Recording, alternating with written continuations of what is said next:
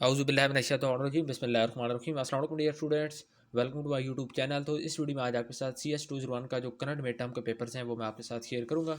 अभी थोड़ी देर पहले मुझे यहाँ पे दो पेपर्स रिसीव हुए हैं जो कि CS201 के आज के दिन में हुए हैं, ठीक है।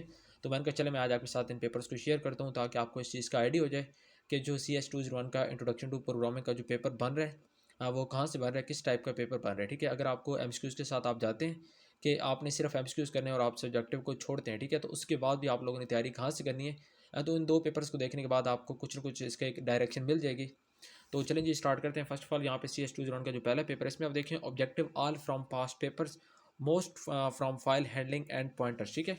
तो मोस्टली जो यहाँ पे ये स्टूडेंट बता रहा है कि मोस्टली जो MCQs थे CS201 के पेपर में वो पास्ट पेपर में से थे, ठीक। तो इसका मतलब ये है कि अगर आप लोग पास्ट पेपर कर लेते हैं तो आप लोग 22 MCQs जो कि टोटल आपके 27 MCQs होंगे उनके टोटल नंबर 22 है, मतलब कि 22 नंबर है। तो अगर आप 27 MCQs आपके 27 में से आप 22 MCQs भी ठीक कर लेते हैं तो उसका मतलब है कि आपके 22 आउट ऑफ 22 नंबर आपके आएंगे, ठीक है। बाकी 8 नंबर अगर आप सब्जेक्टिव को आप अटैम्प्ट भी नहीं करते हैं तो वो भी कोई मसला नहीं है, आपके 22 नंबर 30 में से कहीं भी नहीं गए, ठीक है। तो इसलिए अपनी डायरेक्शन सेट करें और 5 पेपर को अगर आप लोग सिर्फ कर लेते हैं, बाकी ज़्यादा इसमें अगर आप लोग लंबा चौड़ा काम करते हैं तो फिर आपकी जो सब्जेक्टिव की तैयारी है उसके चक्कर में आप लोगों की जो MCQs की तैयारी है वो आपकी मुतासर हो सकती है, ठीक है। तो अपनी एक डायरेक्शन सेट करें कि मैंने किस तरफ जाना है। और स्पेशली मैं आपको यही कहूँगा कि आप लोग पास पेपर कर लें और इन मंकी की फाइल्स कर लें, जुनैद मलिक की कुछ फाइल्स हैं उनको अगर आप कर लेते हैं और उसके बाद कुछ मुआज़ की जो काफ़ी ओल्ड फाइल्स हैं उनको आप कर लें, आपका पेपर काफ़ी अच्छा होगा। आपके MCQs अगर आप दोबारा कह रहा हूँ कि 27 में से 22 MCQs भी आपके ठीक हो जाते हैं तो आप लोगों के लिए मसला नहीं होगा।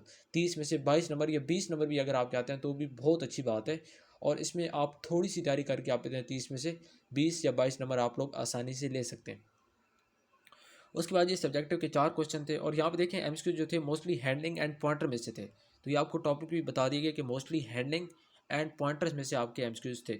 उसके बाद ये सब्जेक्टिव में 4 क्वेश्चन थे। पहला क्वेश्चन था 3 नंबर का, program of find output. Output आपने आउटपुट को फाइंड करने के लिए एक प्रोग्राम लिखना था, वो आपने लिखना था। उसके बाद ये प्रोग्राम ऑफ ज़कात, ज़कात का एक प्रोग्राम लिखना था। उसके बाद जो लॉन्ग क्वेश्चन था उसमें program of table of N, ठीक है, टेबल ऑफ एन का एक प्रोग्राम लिखना था। उसके बाद प्रेसिडेंस क्वेश्चन VIP, तो ये भी एक लॉन्ग क्वेश्चन था। तो दो लॉन्ग में से आपने एक करना था, इसी तरह दो शार्ट में से भी आपने एक शार्ट करना था। उसके बाद ये क्वेश्चन नंबर पेपर नंबर 2 है जो कि आपके सामने मैं शेयर करने वाला हूँ। इसमें आप देखें 2 क्वेश्चन थे 3 मार्क्स के, ठीक है। MCQs बहुत ईजी थे, यहाँ पे भी लिखे हुए हैं। तो इसका मतलब ये है कि MCQs आपके पास पेपर से आ रहे हैं, आप लोग पास पेपर से तैयारी करें, ठीक है। उसके बाद अगर आपके पास टाइम होता है तो हैंड आउट्स की तरफ जाएँ, लेकिन अगर आप सिर्फ पास पेपर करते हैं तो आप लोगों के लिए मसला नहीं होगा। उसके बाद क्वेश्चन यहाँ पे देखिए 2 क्वेश्चन थे 3 मार्क्स के।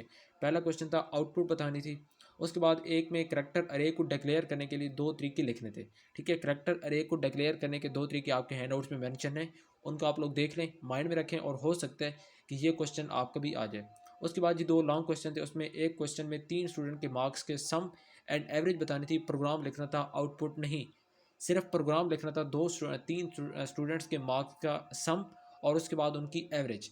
तो इस चीज़ को फाइंड करने के लिए एक प्रोग्राम लिखना था, सिर्फ आउटपुट नहीं लिखनी, सिर्फ प्रोग्राम लिखना है। उसके बाद सेकंड क्वेश्चन था लॉन्ग क्वेश्चन, उसमें बताना था मे बी प्रोग्राम लिखना था ATOI और यहाँ पे ब्रैकेट्स हैं को यूज़ किए बगैर। तो ब्रैकेट्स को ATOI ब्रैकेट्स को यहाँ पे अब मुझे इस चीज़ का यहाँ पे समझ नहीं आ रही कि स्टूडेंट्स ने क्या लिखे।